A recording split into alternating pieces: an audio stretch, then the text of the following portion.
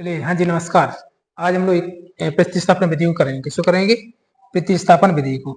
तो सबसे पहले ये समझेंगे प्रतिस्थापन विधि में करना क्या होता है। मान के चलिए ये समीकरण 1 है और समीकरण कौन है?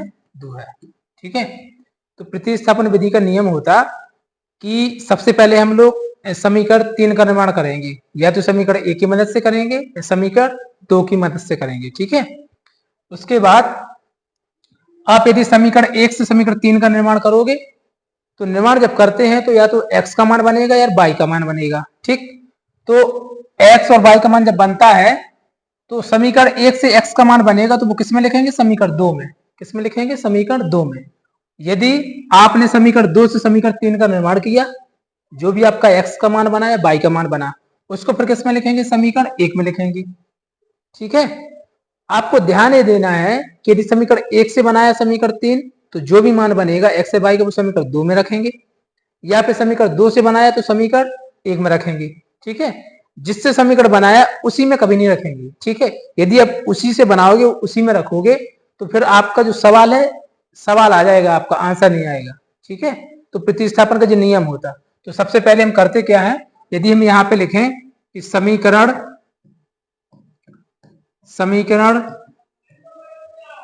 2 से, ठीक है, समीकरण 2 से समीकरण 3 का निर्माण करने पर, समीकरण 2 से समीकरण 3 का निर्माण करने पर, ठीक।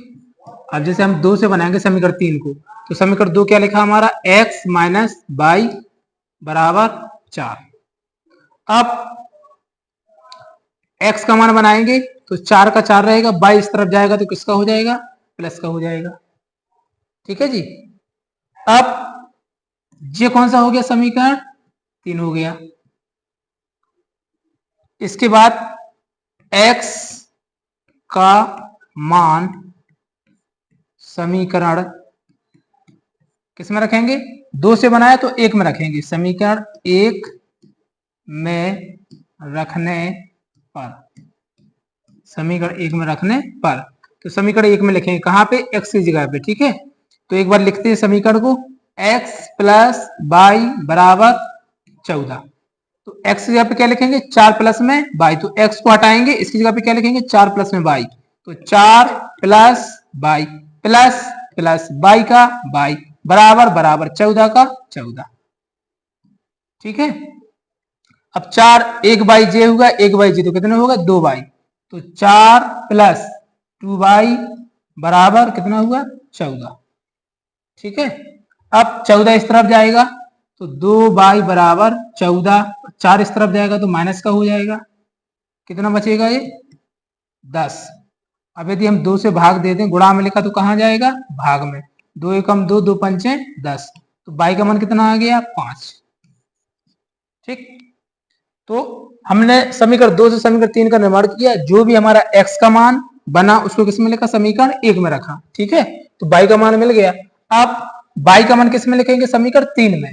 तो यहां लिख सकते हो y का मान समीकरण 3 में रखने पर। ठीक है। तो समीकरण 3 में लिखेंगे, तो समीकरण 3 ये रहा, यानी यहाँ पे लिखेंगे x बराबर 4 प्लस में y। तो x बराबर 4 का 4 प्लस y का मान कितना है? 5। तो यहाँ पे 5 लिखेंगे तो 4 और 5 कितना होगा? 9। तो x का मान कितना आ जाएगा? 9। ठीक। तो आपको इस तरीके से कर लेना।